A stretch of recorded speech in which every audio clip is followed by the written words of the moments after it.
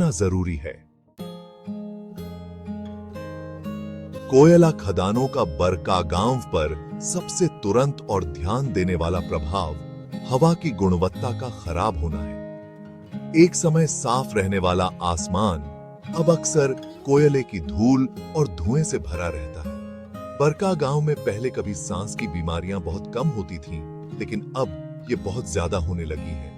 कोयले की परतों तक पहुंचने के लिए चट्टानों को उड़ाने से हवा में बड़ी मात्रा में धूल फैल जाती है। यह धूल, जिसमें भारी धातुएं और अन्य हानिकारक कण होते हैं, पेड़ों की पत्तियों से लेकर घरों की छतों तक हर चीज पर जम जाती है। कोयला ले जाने वाले ट्रक दिन रात बरकागांव से गुजरते हैं, जिससे हवा में डीजल का धुआं फैलता है। अस्पतालों और क्लिनिकों में सांस की बीमारियों जैसे अस्थमा, ब्रोंकाइटिस और फेफड़ों के कैंसर के मामलों में तेजी से बढ़ोतरी हुई है। बरकागांव की हवा की गुणवत्ता हमें यह याद दिलाती है कि अस्थिर विकास प्रथाओं का मानव जीवन पर कितना बुरा प्रभाव पड़ता है। बरकागांव में पानी, जो कभी जीवन और पवित्रता का स्रोत था, कोयला खनन शुरू होने के बाद से काफी प्रदूषित हो गया है। इस क्षेत्र में बहने वाली नदियां और नाले, जो कभी मछलियों और अन्य जलीय जीवों से भरे हुए थे, अब अक्सर कोयले की धूल और खदानों के अन्य कचरे से भरे रहते हैं।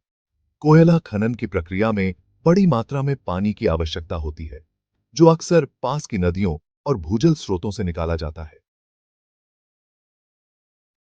पानी की इस निकासी से भूजल स्तर घट जाता है, जिससे स्थानीय समुदायों को पानी की कमी का सामना करना पड़ता है। खदानों से निकलने वाला गंदा पानी, जिसमें अक्सर भारी धातुएं, रसायन और अन्य प्रदूषक होते हैं, अक्सर बिना किसी उपचार के नदियों और नालों में बहा दिया जाता है। यह दूषित पानी जमीन में रिस जाता है, जिससे भूजल स्रोत प्रदूषित हो जाते हैं और वे मानव उपयोग के लिए अयोग्य हो जाते हैं। किसानों और मछुआरों की आजीविका भी बुरी तरह प्रभावित हुई है। प्रदूषित पानी सिंचाई के लिए उपयुक्त नहीं है, जिससे फसलें खराब हो रही हैं और आय का नुकसान हो रहा है। बरकागांव कभी विशाल और जैव विविधता वाले जंगलों का घर था, जो विभिन्न प्रकार के वनस्पतियों और जीवों से भरे हुए थे। हालांकि कोयला खनन के लगातार बढ़ते विस्तार के कारण बड़े पैमाने पर वनों की कटाई हुई है, जिससे ये एक बार फलते फूलते पारिस्थितिक तंत्र नष्ट हो गए हैं। खुली खदानों और संबंधित बुनियादी ढांचे के लिए रास्ता बनाने के लिए जंगलों को साफ करने से वन आवरण खंडित हो गया है, जिससे वन्य जीव गलियारे बाधित हो रहे हैं और जानवरों की आबादी अलग थलग पड़ रही है। इस विखंडन से जानवरों के लिए भोजन, साथी और रहने के लिए उपयुक्त स्थान खोजना मुश्किल हो गया है, जिससे उनकी संख्या में गिरावट आई है। वन आवरण के नुकसान ने मिट्टी के कटाव को भी बढ़ा दिया है, क्योंकि वनस्पति की सुरक्षात्मक परत छीन ली गई है।